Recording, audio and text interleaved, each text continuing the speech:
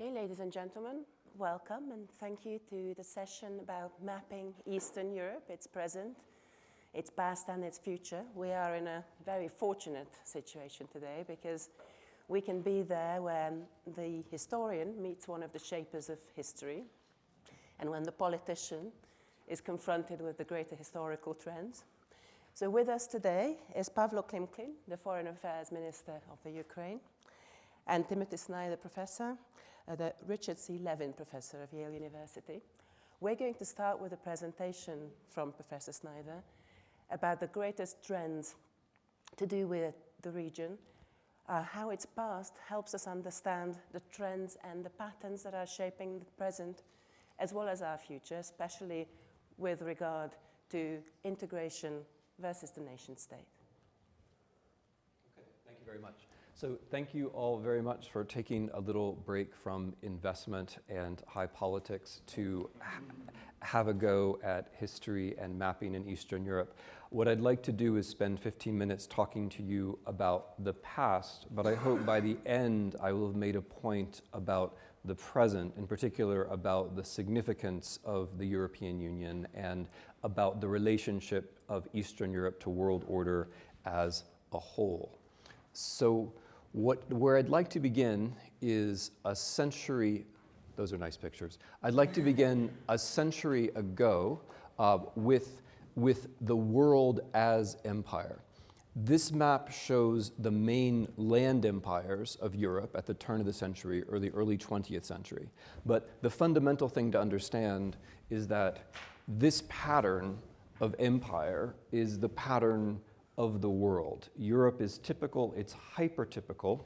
Most of the territory of Europe is controlled by empires, but European empires, other European empires, the British one, the French one, control most of the rest of the world's surface. So the key concept a century ago is precisely empire. And the point where European history begins to diverge from east to west, or into east and west, it's not after the Second World War with the beginning of the Cold War, as we often think. It's actually as a result of the First World War. The First World War has a curious outcome. It's a coincidence, and it's a coincidence which is determinative of the entire future of Europe, although we overlook it completely, and that is this.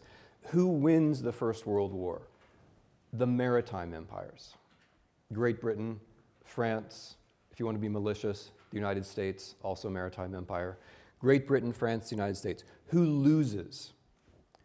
The Russian Empire loses in a curious way. It's on the winning side, but it falls apart into revolution.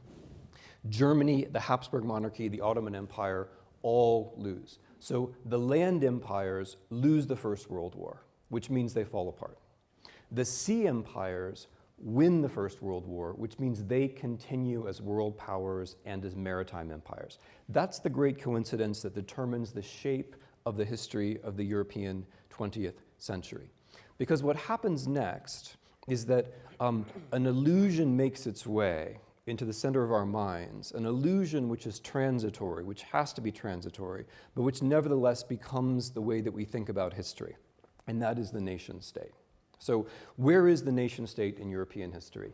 Practically nowhere, except in the history books that you're forced to read as children. The nation state exists practically nowhere in modern European history. It exists only as an experiment that begins in the 19th century in the Balkans and then is applied in this region, in Eastern Europe, in the 1920s. Now, the most interesting thing about this experiment is the spell that it casts on our minds. Most Europeans think there was some time when we were a nation state, and in their weaker moments, Europeans think perhaps it would be nice to go back there.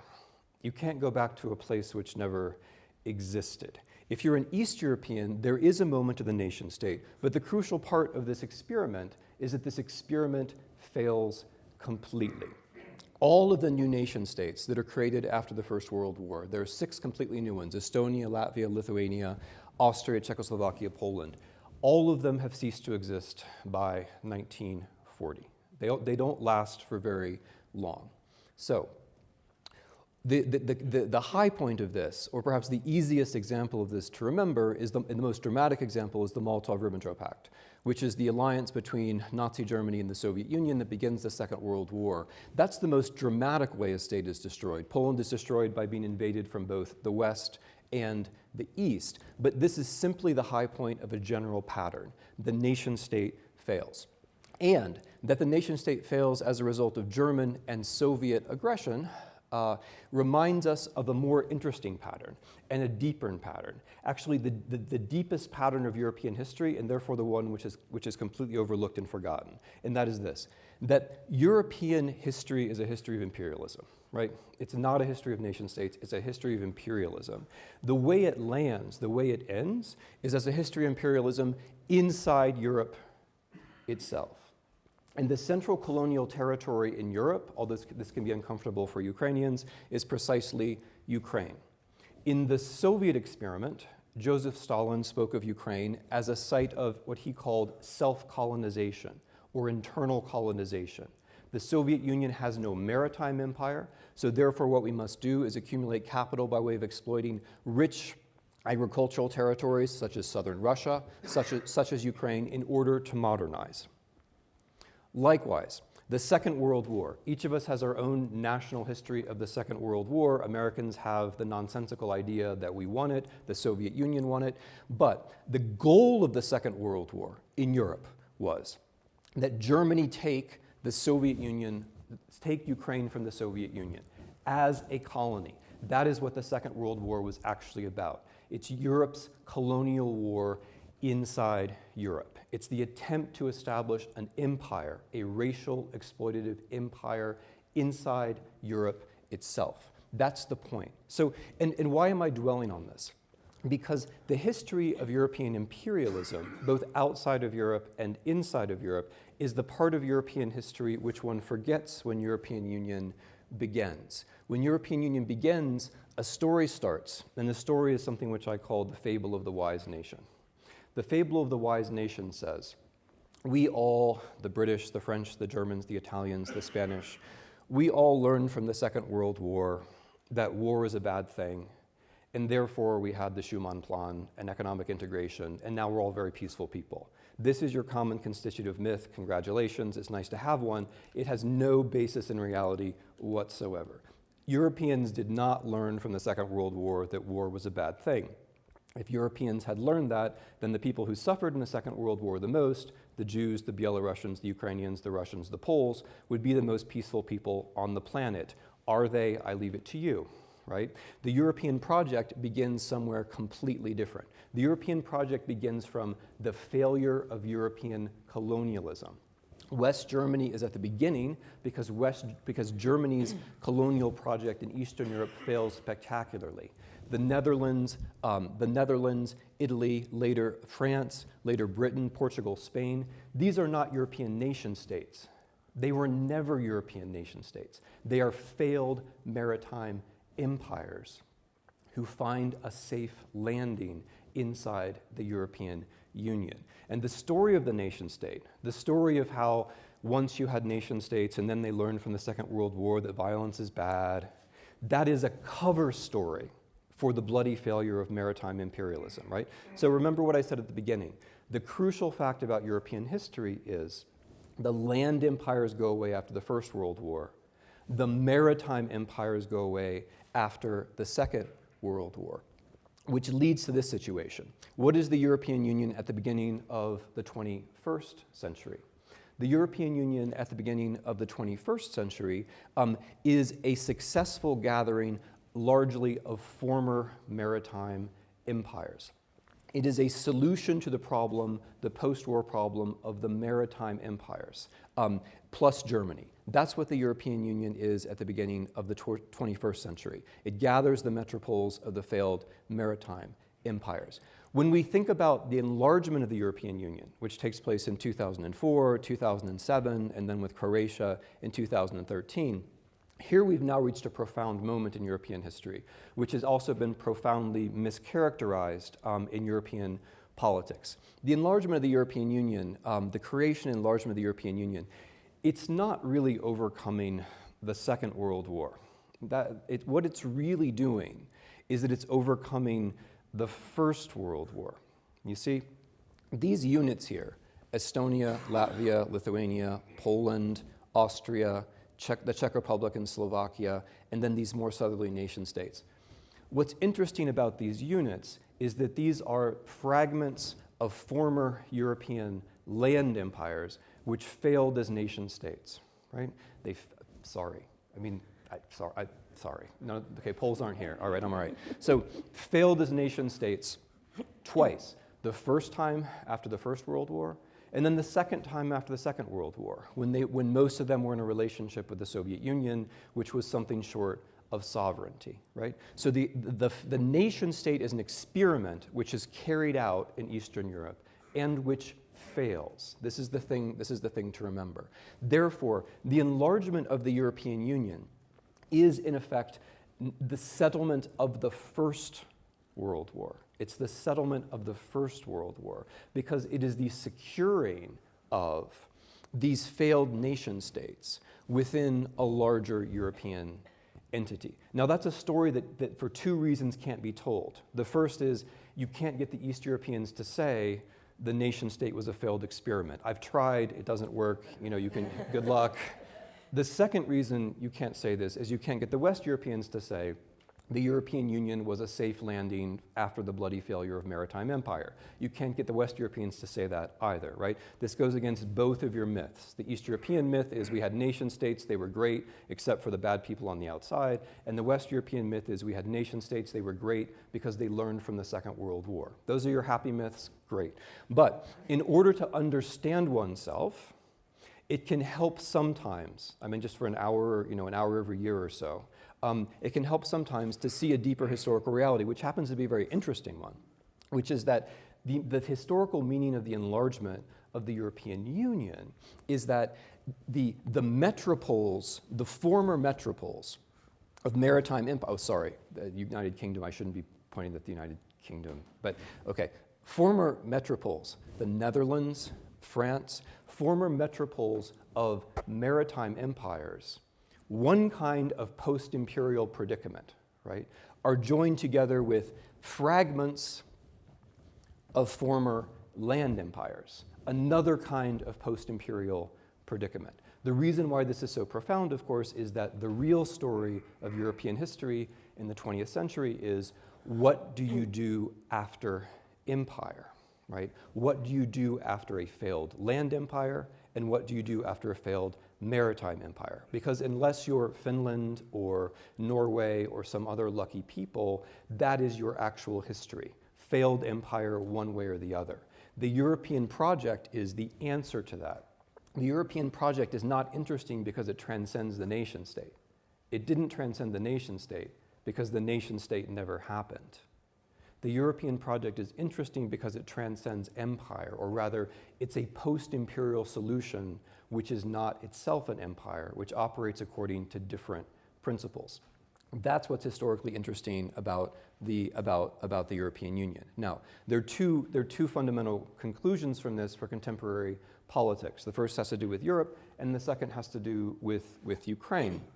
The conclusion for Europe is that much of the debate about Brexit, or much of the conversation around certain anti-European parties like the Front National, is basically misconceived. The conversation around Brexit, or any other exit, or much of the political conversation in Poland, for example, or Hungary today, takes for granted that there are two choices, Europe or the nation state. And even the proponents of the European Union accept that those are the two choices. It's treated as though that were the argument, that we could have Europe or we could have the nation state. And the reason why everyone takes this for granted is because of the national education that Europeans receive in schools, which leads them away from the basic truth that most of you are not children or grandchildren of nation states. You're children or grandchildren of failed empires, right? And so the stakes of the debate are actually entirely different. There is no reason to believe, or no historical reason to believe, that the United Kingdom will survive Brexit. Right? Maybe it will, possibly it will, but the intuitive notion that you can go back to a nation state doesn't actually make any sense because there's no back there, There's no nation state back there. There is no nation state in the history of the United Kingdom. It simply doesn't exist. So maybe they will succeed where other nation states in Europe failed. Maybe. But no one is actually posing the problem that way, and frankly, I think it's pretty unlikely. Even France, right? Even France. France has never been a nation state. Were France to leave the European Union, it would not be returning to French history. There is no French history which is not either imperial or European, not in the modern period, right? There were far more Muslims in France in 1938 than there are now, because at that time, Algeria was an integral part of France. There is no history of France where there is simply France, except in storybooks for children. Now, the implication for Ukraine about les ancêtres les Gaulois and all that, the implication for Ukraine is also an implication for Europe. When we talk about Ukraine, or when we talk about Russia, Ukraine, and the European Union, one often imagines that the issue is that Ukraine is some kind of outlier, that Ukraine is unusually corrupt or difficult. I don't think by European standards it actually is. The entire history of the European Union is that problematic states in very messy situations, like Germany after the Second World War, like Belgium after the Congo, like Bulgaria and Romania after communism, that problematic places in very messy historical situations make their way to statehood because of the European Union, right? The European Union is an integral part of the existence of European states. And in that sense, I only want to suggest the deep Ukrainian problem of war and corruption is actually typical of Europe. And if Europeans don't see it that way, it may just be because you've lost track of your own history. Okay, that's what I had to say. Thanks. Thank you very much, Professor.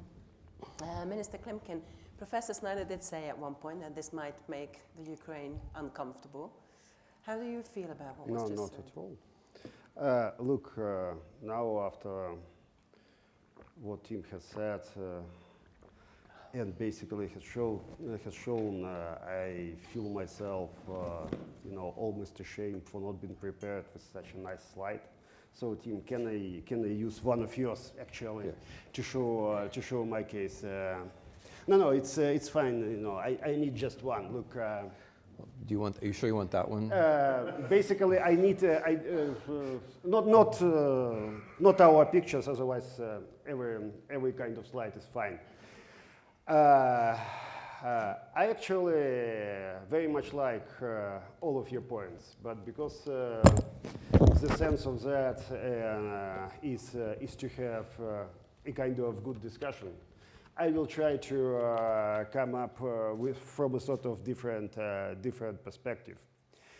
A couple of weeks ago, being in Jerusalem, I had a very good chat with the Israeli Prime Minister Benjamin Netanyahu, and he told me, look, Pavlo, if you see what is going on in the Middle East now, it's basically about medieval wars by, definition, fought with modern weapons. So, a couple of points about the Eastern Europe. So, firstly, we need a kind of definition. What basically does it make? What we could define under Central and Eastern Europe? And I would risk to say that we need a kind of notion of the greater Central and Eastern Europe. Tim can come up definitely with 110 arguments from historical perspective. I would say that we can be as creative as possible, but we need to come to a sort of understanding, because you were focused history, where we're gonna head in the future. And my point, basically we have quite an area which we can define under Central Europe, and it comes from medieval times. Ukraine was a part of different reality. Our traditions, our cuisine, our language has been shaping up, in the 13th, 14th, 15th century. The same for Lithuanians, the same for Polish, the same for Czech. So it was a kind of completely different map. And once thinking about the Central Europe, I came up with a very simple definition. Honey cake. You can't find honey cake here, in France, in Italy, but in any of the regions you were talking about, Ukraine, Poland, Germany, part of Austrian Empire, it's about honey cake. Simple. I can come up with a couple of other ideas, and don't take me wrong, it's not about, trivializing the whole idea. But the second one is very important for me. I believe that the whole reality around the system, Central and Eastern Europe, has been shaping up, basically from the 10th or 11th century. And if you consider, and I pretend to understand different countries around us in a different way again, it's about language. And actually, you can guess what is the closest language to Ukrainian. And there is the result of computer simulation. Belarusian. Belarusian. The second closest? Polish or Russian? No, it's Slovak. The third one, Tim, because you are an expert, it's the Polish one. And Russian, it's only the sixth closest language to Ukrainian. So fundamentally, if you understand Ukrainian, if you see how Ukrainian has been shaping up, it has been shaping up in the time of 13th, 14th, And it's my point. Central Europe, how it has been shaping up in the medieval time, is different from either, sea empires or Western Europe. Okay. Mm-hmm. It's different because of many reasons, but especially because of different sensitivity to history, and it's still the case. Sensitivity to history in Ukraine or Poland or Hungary or in the Czech Republic is completely different from France or Spain. It's a different kind of understanding of history, but it's also a different kind of accent. A special emphasis on history in national building and in state building. It's completely different, how you've just said, from the Western Europe. So my point, and I would risk to make it now. Basically, we've been hidden. We're gonna be hidden to the sense of this greater Central and in Eastern Europe, with all kind of problems, challenges, conflicts, whether it's about national minorities, about treatment, about understanding, about, and maybe we need a kind of different solution to that. Many people are talking now about blockchain. I believe something like blockchain, a kind of special algorithm, would be really fine for Central Europe. I'm going to explain it further in our discussion. And my third point, very simple. I believe that the future for the whole Central and Eastern Europe is about European integration, is about our specificity, but within the common European Union. And basically because we're going to be heading towards a sort of new cycle, new big cycle to this new medieval reality, we should understand that Russia is a completely different reality, with a completely different set of values, with a completely different set of ideas. It's simply a fact of life. Many people keep asking me, look, Pavlo, if we turn off TV in Russia, all kind of this crazy propaganda, maybe in 6 months or so, in a year, the people will get back to normal reality. My point is not so simple. It's about different people. It's about a completely different imperial idea. You were talking about sea empires, about land empires. Russia is still an empire by mentality, not by definition. but by mentality. And the whole way of getting through the, Stalin reality and Soviet reality is just reincarnation of this empire. Because Ukraine is now completely different from the time of 100 years before, after 2 world wars, after Holodomor, where we lost actually all people attached to land, Holocaust. But fundamentally, it's still about this drive to see in the future, but also to understand what kind of routes could be and should be helpful for our future. So my point is basically very simple. If you see the people around the Central Europe, if you see habits, mentality, values within, with all kind of problems, and the problems are there, they're very, very similar and extremely different from those in Russia. We can come up with hundreds of arguments. Honey cake is just one of them. Was a kind of joke, but fundamentally, if we and I agree with Tim, if we can't see the future as the future in the common European Union, where we're going to have nation state as a blockchain, or a kind of different reality, it could be regions, it could be something else. There are a number of different ideas. It's about one reality, and it's about another reality, which would be very difficult to change for this perspective. And one last point. I am actually very optimistic for the future of my country, for the future of the whole region.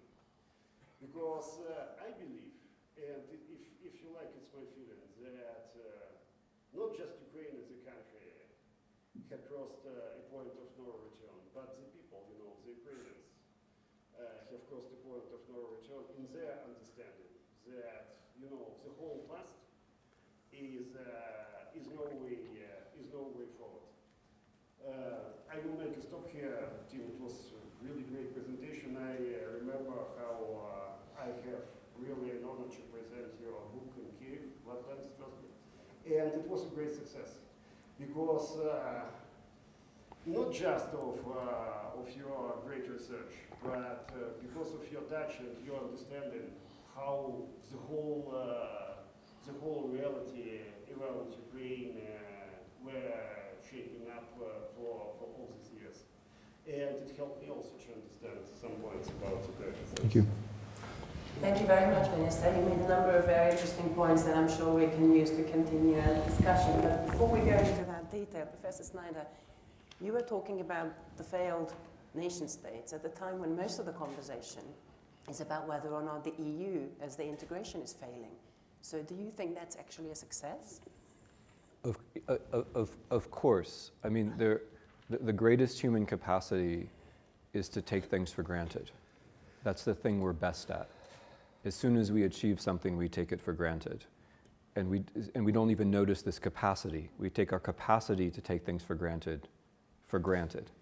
The European Union is like this. It's an achievement. It's an extraordinary achievement. There is no other entity in world history and modern history which solves the problem of the nation state without the inequality of empire, right? You can solve the problem of the nation state by invading neighbors or otherwise dominating them and creating a hierarchical situation with two classes of citizens and subjects. That's what Europeans and Americans did for about 400 years. That's one way of solving the problem of the nation state, which is that it's too small in scale. The European Union is a different way of solving the problem. My point is that the debate is misframed. When one worries about the end of the European Union, one has to simultaneously worry about the end of its nation states, because there's no reason to expect that they're there to go back to. But is it an either or is it more of a scale? It's an uncertainty and it's an abyss. I think the problem, so Europeans like Americans have stories of progress which have tended to vastly simplify their own histories. It's not an either or. There's no see, here's the thing. The maritime empires are not coming back. I mean, that everyone knows. The European Union might be at risk, that also everyone knows. But everyone thinks Well, in the worst case, we'll simply have a Portuguese nation state or a British nation state. And what I'm saying is, why do you think that? It never happened in history. It only happened in myth, right? But this is my point. So what is the worst case then? The worst case is that the rich, prosperous states of Europe who owe their wealth and their prosperity, and dare I say also their sovereignty to the European project, lose their wealth, their prosperity, and quite possibly their sovereignty. That's the worst case. Minister Klimkin expressed his optimism just now. Are you optimistic about the future of the Ukraine as well as the integration? So as a historian, I'm always pleased to hear politicians express themselves with such erudition about the past. And it's certainly true that there are patterns of history which go well beyond the 20th century, which make of Ukraine the place that it is. However, I'm neither an optimist or a pessimist, because I think that the process of state creation is up to Ukraine. The paradox of the EU is that the circle is, if you want your state to survive in Europe, it's a very good idea to be in the European Union. But if you want to join the European Union, you have to show that you can create a state by yourself. That's the trick. And so I am optimistic about the European Union, I'm optimistic about Ukraine, but there are decisions that still have to be made. And every decision which seems like it's about Ukrainian state building is actually a decision about joining Europe. There's no difference between those two things. Minister Klimkin, you were talking about the EU and the integration as the future. But what are the obstacles to this, as you can see, both internal and external? Well, I would say there are a couple of obstacles, but just to explain my point, I would like to get back to Tim's point about nation building. I hate to present myself as a kind of scientist here, although I'm myself a physicist by education. But I believe in a very simple division, towards different nations. And it's about deep state and deep society. And don't take me wrong, I wouldn't like to oversimplify the point. If you take Russia, it's a classical example of deep state. Society is nowhere, all kind of institutions. But for Ukraine, it's completely different. It's about deep society. Everybody's talking about Lex on, creating our new institutions, although it's going forward and on a number of points quite well. But fundamentally, if needed, Ukrainians always come together and will always come together. So in the final moment, and it works extremely well. So fundamentally, it's about people. One of my European EU friends says, really old one, keep saying, look, Pavlo, you Ukrainians, you are like Italians in a way. State structures, it's all difficult, but fundamentally, it's all about people, all about society, all about this semi-official links. And it's actually one of the challenges. I would not say obstacles, but one of the challenges, because we need strong institutions to deliver on our EU integration. The second point is irrational, I believe, and it's about European Union. It's about perception. It's about perception what kind of European Union is needed. And my point is very simple.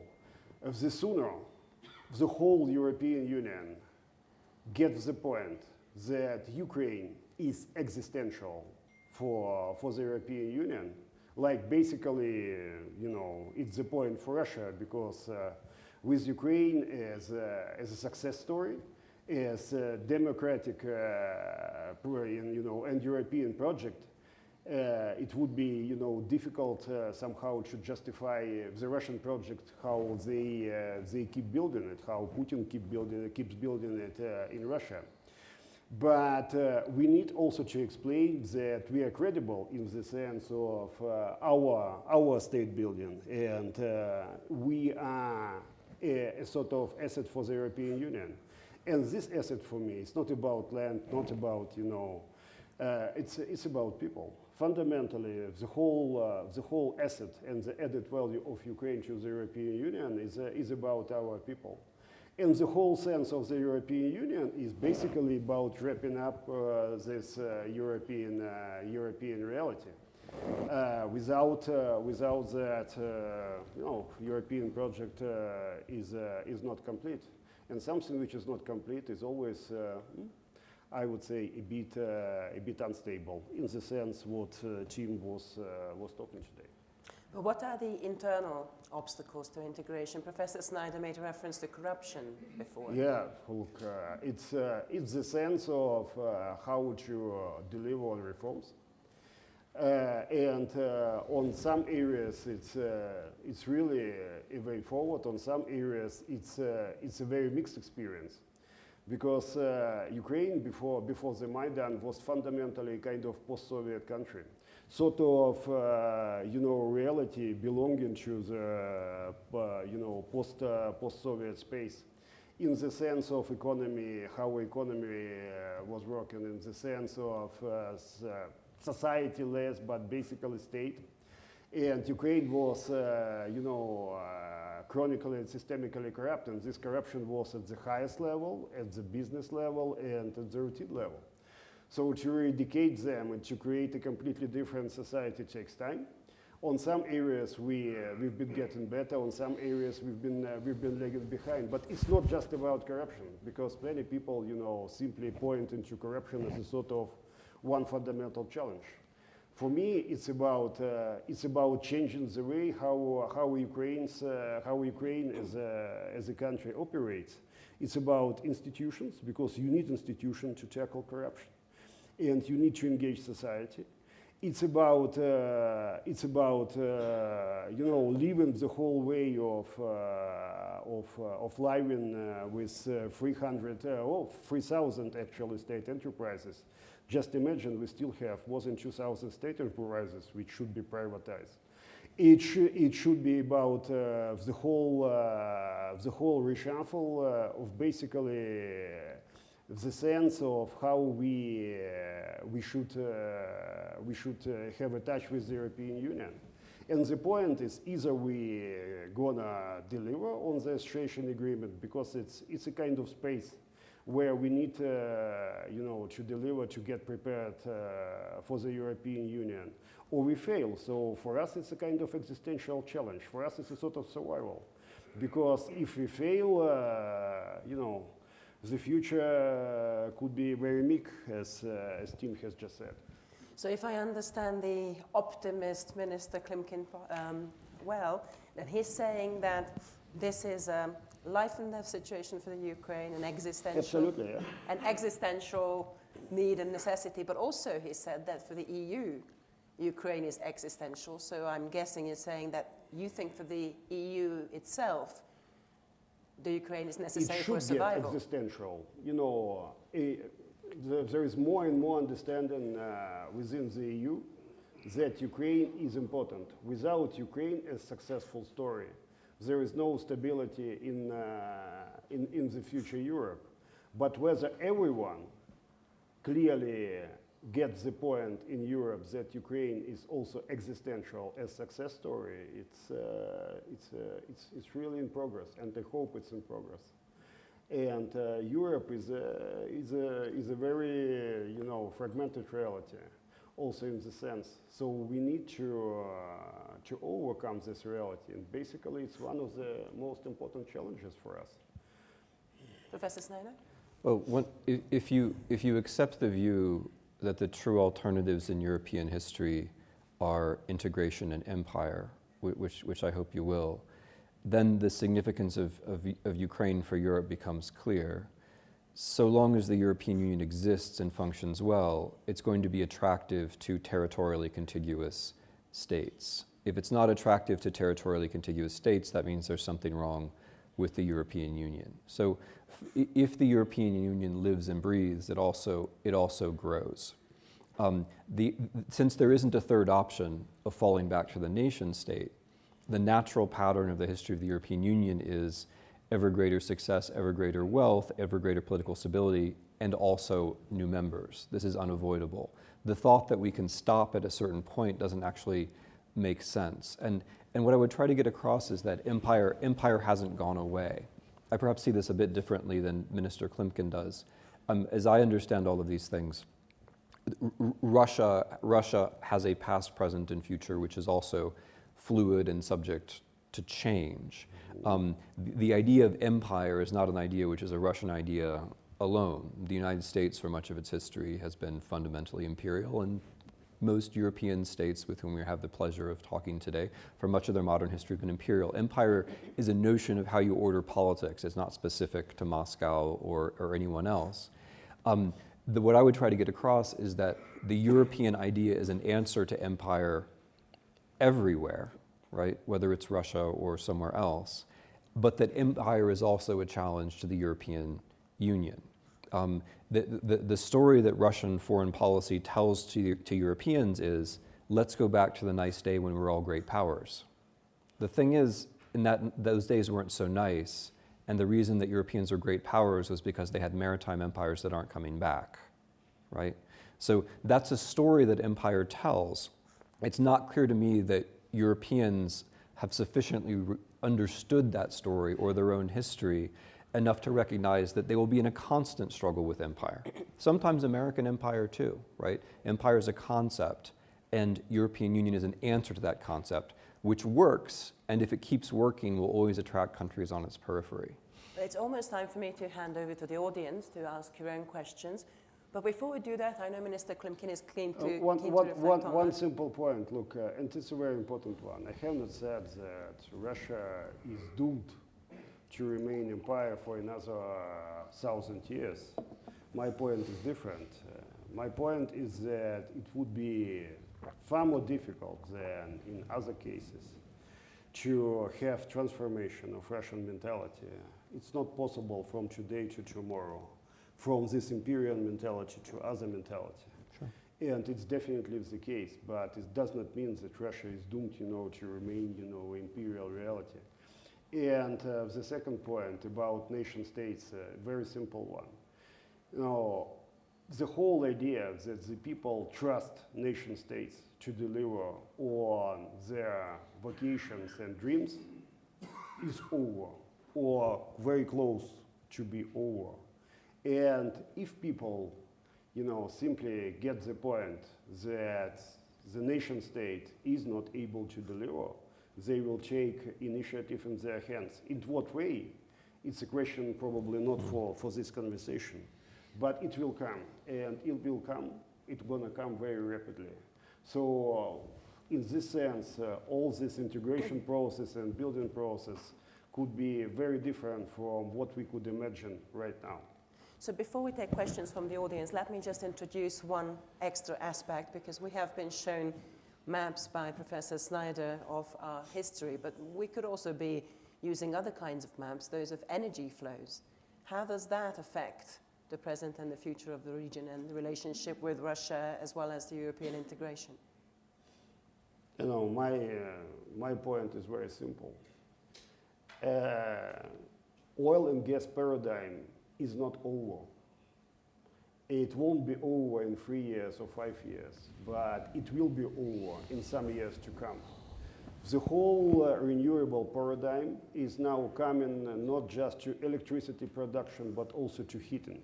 So it's a completely different reality. And all kind of these flows, just gas flows and oil flows, will be, of course, important, but not such important as now. And second point, in over, let's say, last 10, 15 years, we've been getting through tremendous developments of market mechanisms, also for gas. So 15 years ago, basically, there was no market for gas in Europe at all. So fundamentally, the whole delivery will have to be based on market mechanism. And in this reality, I believe we will get less dependence on all these fixed routes for oil and gas. But now, because there is still a space of manipulating that, Russia will try to do its utmost simply to use this energy as weaponry, because it's easier to destabilize and to use this instability as a kind of commodity on the stock exchange. Questions? Yes. Please introduce yourself as well when you begin.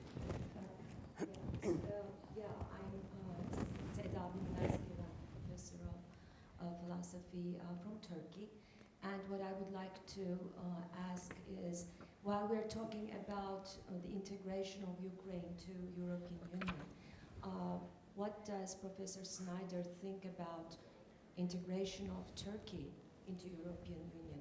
Would it be a good idea, and can it be ever achieved?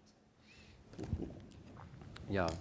So I mean, one builds a career by learning a dozen languages, and then then one gets invited to Davos to speak, which is a pleasure and an honor, and then one gets asked about a place where one doesn't know the language, So I can only answer in very categorical ways. My basic view of the European Union is that it expands according to a territorial logic of contiguity. I believe that the civilization that's attached to the European Union is a function of integration rather than a cause, largely. And so I believe that in the very long run, with lots of good luck, the thing which is called the European Union, under some other name perhaps, could also include not only Turkey but North Africa, right? In some kind of very long run. So my answer is it would be a good thing, and I think it could happen. Obviously not in current conditions, right? The European Union did articulate, as a result of the anti-communist revolutions of 1989, criteria for membership, which include political standards. And there's some ambiguity on the margins of those, but in the current situation, Turkey's not a plausible member. But I think in some other situation it could be. Right? The European Union is funny, because Europeans talk about history as though history led them to the European Union, right? We have these nation states, there was Charlemagne, all this stuff. And we learned, and then the European Union. It's exactly the opposite. The European Union is a maker of history. The European Union makes something new while telling stories about history which are basically nonsense, right? And I think European responsibility arrives when Europeans start talking about the European Union as a maker of history, as opposed to a maker of values. In that sense, in a very long run kind of way, I'm an optimist about other contiguous countries joining. Yeah. Next question. Sorry, the gentleman there was next, I think. Thank you very much, Fyodor Lukianov from Moscow. It was a very interesting discussion. I have two questions based on what Snyder said. Former President of European Commission, Mr. Barroso, once said in an interview that basically European Union is a new version of an empire. And he was heavily criticized for that. All leaders of member states said it was a stupid thing to say and so on. But based, Tim, on what you say, maybe he was right, because if you assume that nation states never existed and imperial form is more convenient for Europe, then maybe European Union is a new empire which replaces all kinds of empires. And second related question, if you're right, then it will be very dangerous for Russia to get rid of imperial nature, because then Russia will simply cease to exist. Mm-hmm. Okay, so thank you very much. Yeah, thank you very much. So I'm gonna start with the first question and answer the second question. The first question is about, is the European Union an empire? And I'm gonna note its convenient relationship to the second question, right? Because if one accepts that the European Union is an empire, then if you're Russian, you can simply say, well, it's normal to be an empire. Look at the European Union, it's an empire. So I want to be very clear about this, because your question is conceptually very important. And so, of course, part of what I've tried to do in this presentation is to strip away some of the fantasy about European history and get down to the essence. And for me, the essence is, what do you do after empire? That's the essence. And the answer to that question has to contain, and so here I'll agree with you somewhat, the answer to that question has to contain, how do you maintain some of the things you got out of empire? One of the things that's very important about empire is that it's a big internal trading space, right? This is what the Serbs learned when they left the Ottoman Empire. When you leave an empire, you may say, well, we were different from them, and we're politically righteous, and we've always been oppressed, and our martyrs, and so on. But you lose a big trading space. An empire provides a big trading space. So the European Union is like an empire in that specific way. It provides a huge internal market. And the sentence that Europeans never pronounce, but which is profoundly true, is that that huge internal market serves as a substitute for what you lost in Indochina, or what you lost in Southeast Asia, or what you lost in India, or what you lost in North Africa. It's a substitute for what maritime empires used to do, in the sense that it's a big internal trading space, thus far. But there's a fundamental difference, and that is this. When Europeans were imperialists, they had a specific understanding of law, which is that law applies from one European entity to another, but not to non-European entities, right? So hence, Europeans in the United States thought it was perfectly natural not to treat the Native American nations as nations. You could sign a treaty with them and then break it because you didn't recognize them as subjects of law. Or Europeans in Africa could sign treaties with entities, or just not sign treaties, simply invade and take territory, on the logic that these people are not subjects of law. Okay, that wasn't very nice. That's essential to imperialism, is that you don't recognize others as legal equals. So the trick of European Union is, the convenient trick, I'm trying to de-romanticize all this, is that when you go back to Europe, it's easier in a way, because with the exception of the 30s and 40s, which is a big exception, in general, Europeans had the idea of treating Europeans as subjects of law. So when you're forced to leave maritime empire, when you lose imperial wars and you're forced to come back to Europe, then you return to people whom you're used to seeing as subjects of law. And that's how the European Union is not an empire, is that it's based upon legal equality, right? If anything, it's a little bit like, it overstates the power of small states, if anything, right? So it exaggerates the principle of legal inequality, and that's why everyone thinks the European Union is so boring, because of its hyper-production of legality. But its production of legality is the thing that makes it fundamentally not like an empire. So with Russia, I take your point completely. I think that the trick for big entities like Russia, America, and China is to somehow square the circle of producing a state and integrating with something, right? So, and I think that requires, if you're a big country, and I say this as someone who comes from one, it requires more reflection than it does if you're Luxembourg, or Ukraine even, because you have to think of some formula that allows you to integrate. I'll give you an example of what the opposite of that is. The opposite of that is America first, right? You can't say, oh, we're just a nation state, even if you're America. It's a disaster for your power position to say, oh, we're just a nation state. But it's also a disaster for your power position to say, oh, we're an empire again, because no one likes empires, and the Europeans, although they might be slow and they might not have all the kinds of traditional power that Russia does, they do react to violations of, the idea of the territorial state. So I agree with you, it's a special challenge for big places, especially Russia, China, America. I think the correct answer to it is not to say, oh, we're an empire, right? Mr. Klimkin? Yeah. We all have fun in watching the famous Star Wars sequel with the Murky Empire fought by rebels.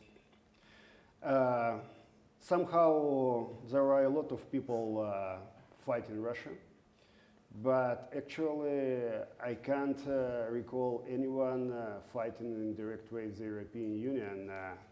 And in a way, the division, the difference is very clear. European Union, for me, is about a number of simple things. It's about values, focus on people, and fundamentally, I fully agree with Tim, rule of law. And all empires are about deals. And Russia is also about deal. And basically, it's about different kind of deals which could be somehow shaping up in legal or other, priorities. But it's about deal. It's not about focus people on rule of law.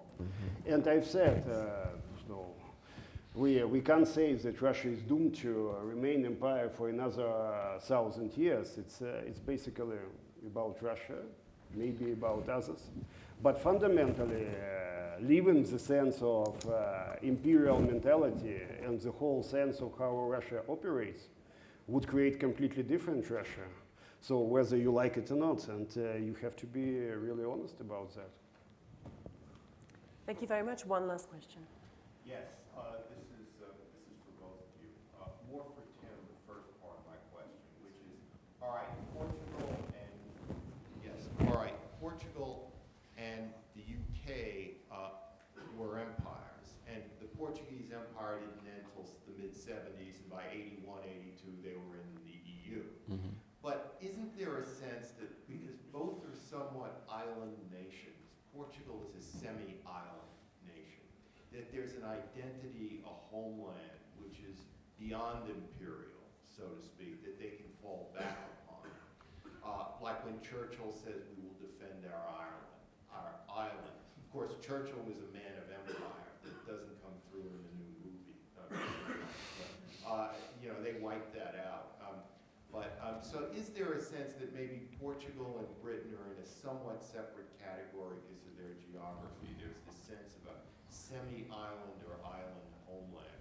And the other question is, all right, if the EU does not succeed and does not incorporate eventually places like Serbia, Macedonia, etc., what form does the pathology take?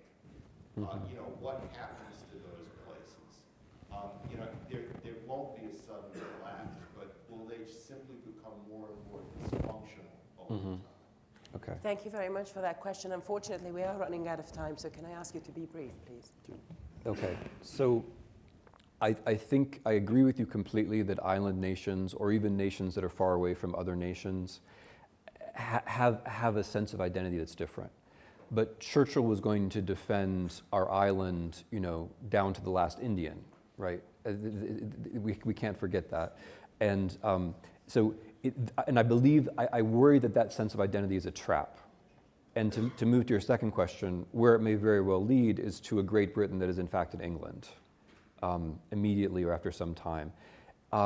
Partly because I think what happens to European states which don't have the European Union is that they lose their cushion from globalization, or they lose their special version of globalization. They face American, Russian, Chinese versions of capitalism in ways that I think are very likely to drive populations, especially populations accustomed to functioning welfare states and equality, quickly towards populism and towards far right-wing politics. And after that, I would see the typical downward spiral of territorial conflict, protectionism, territorial conflicts, loss of territory, problematic sovereignty, et cetera. I mean, the 1920s and 1930s, I think, are a very good period for Europeans to keep in mind. One simple point. Empires are about spheres of influence. Any decent empire should have its sphere of influence. And for island empires, the perception about spheres of influence is quite different than, for example, for Russia.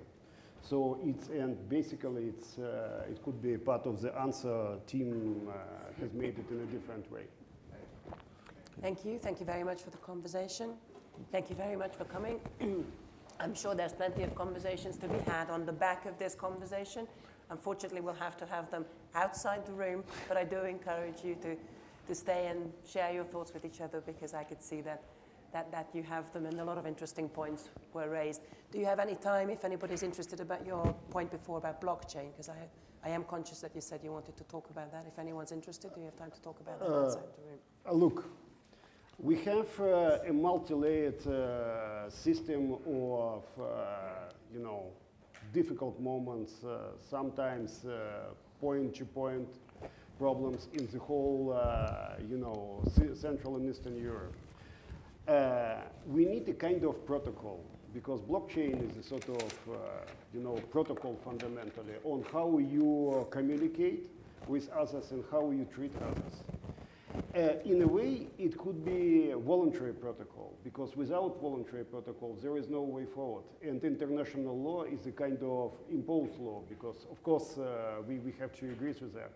So, in a way, this blockchain mentality, and I've started already talking with a number of my friends there, could be an interesting reflection on how to establish this voluntary protocols of treatment each other also in the Central and Eastern Europe.